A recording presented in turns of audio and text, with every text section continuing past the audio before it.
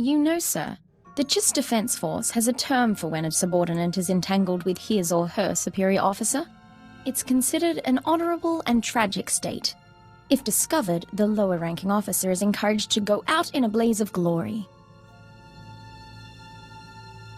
You're not with the Defense Force anymore, and I'd rather you not martyr yourself. I was so hoping you'd say that. Of course, according to Imperial naval tradition, a captain is expected to dine with his closest associates, male or female, once a month. It's a show of loyalty.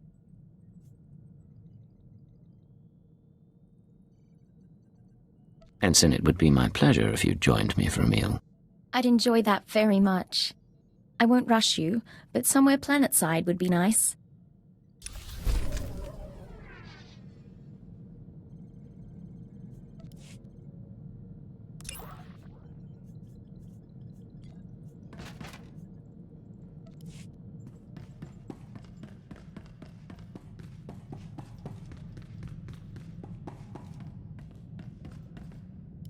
What can I do for you, Doctor? Forgive me, but as your sole medical officer, I have to point out that your eating habits have been less than satisfactory lately. Now, I'll take my share of the blame. I've been preoccupied making calls, catching up on what I've missed in the intelligence community. Still, the fact that people are trying to kill me does not excuse my neglect of your health.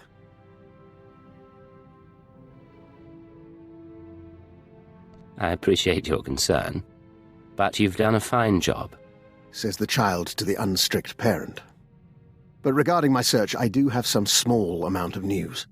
I've identified one of the assassins as an operative for Colonel Langor, a man with ties to the Imperial Science Bureau. The Bureau is also the likely origin of the other dead men whose genetic structure had been mutated. Weaponized humans. What do you mean, weaponized humans? What's the Science Bureau doing? Military research is the Bureau's purpose. Making humans stronger, faster, is one approach.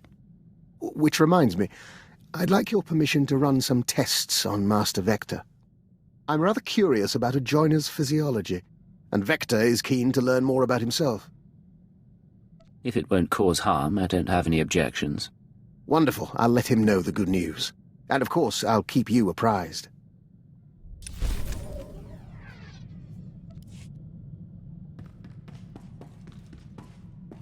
Greetings, Master. You're looking fit and deadly, as always.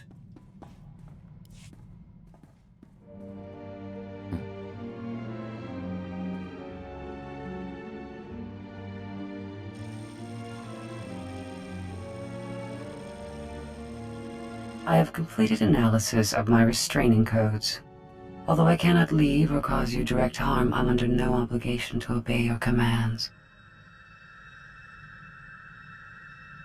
You may be stuck with me, but we don't have to be enemies. Then you may aid my core functionality. I intend to proceed with my heuristic directive of self-improvement and intelligence upgrades. Cooperate willingly, and I may spare you pain when I am free.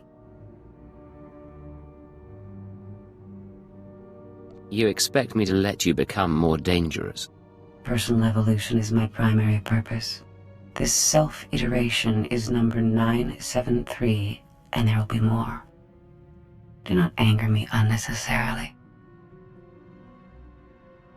I admit I'd like to see what happens when you learn. Hope for the privilege. Perhaps you will earn it.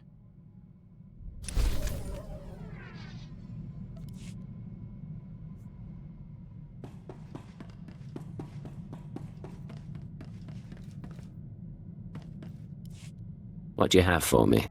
Encouraging news. Watch. Don Herald, forgive the message, but our emissaries were out of reach and we couldn't wait to link with you. Imperial scout ships entered colony space and made contact yesterday.